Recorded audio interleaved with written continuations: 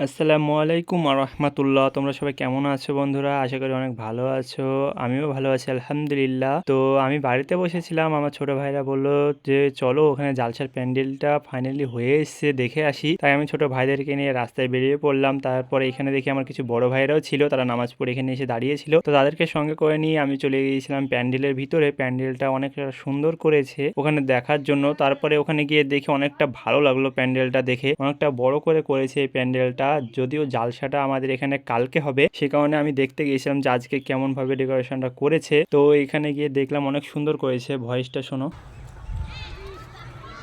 তো আমাদের জালসার কাজটা এখনও কমপ্লিট হয়নি। আর এখানে এই যে এটা ট্রেজ, এখানে আমাদের যে বক্তব্য দেওয়ার জন্য এই জায়গাটা করেছে। আর এদিকে ছেলেদের জায়গা, আর ওই সাইডটা ওখানে যেটা ওটা হচ্ছে মেয়েদের জায়গা। তো এখানেই আমাদের জালসাটা হবে আর কি। তো এখনও কাজ কমপ্লিট হয়নি। কমপ্লিট হওয়ার পরে আমি আবারও তোমাদেরকে একটা মিনি ব্লগে দেখিয়ে দিব। তো আজকের জন্য এতটুকুই। দেখা হচ্ছে নেক্সট ভিডিওতে। Like, comment, share and subscribe সব কিছু করে দাও। টাটা।